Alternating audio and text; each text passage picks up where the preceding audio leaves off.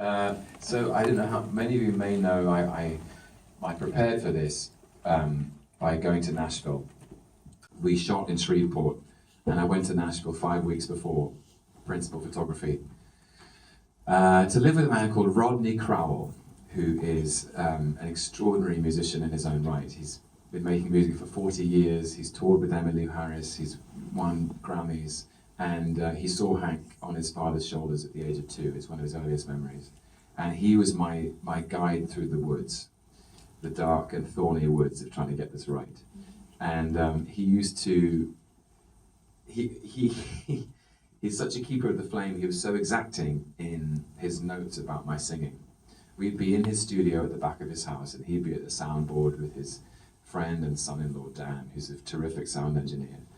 And I was struggling with Lovesick Blues. Lovesick Blues is really technically challenging. The yodel goes up, you go up and down and up and down. You have to hit the yodel on the right pitch and come back down, and he sings out of rhythm. The stuff Fred Rose says in the movie is true. Everyone thought Lovesick Blues was terrible. And it was a terrible idea to lay down as a record, and he insisted that when he sang it live, it got this great response. It made him a star. Anyway, I knew I had to get the song right. And we did take after take after take after take after take, and I was going crazy, bashing my head against the brick wall, basically. And if Rodney would say, "Tommy boy, we gotta go again. Your rhythm's good, your pitch is fine, but you're not rocking it. You gotta rock the song." So I would go again, and eventually, Rodney has this little dog, this little spotted dog called Mono. And sometimes he'd be in the studio with us, just chilling. And I must have done 40 takes of Lovesick Blues, and I'd been singing for 5 hours, and I said, I just couldn't get it. And I was like, okay guys, I'm gentlemen, I have to take 5 minutes. I just have to take 5 minutes. I know we're gonna keep going, but I've got to step away.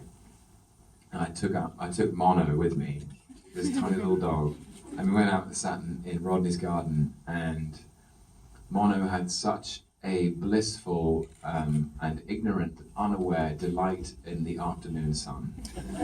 He had no idea the battle that I was fighting.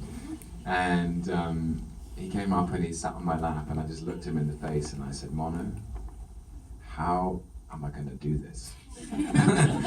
and Mono didn't give a shit. He just went for another lap of the garden. But it was nice to have his company.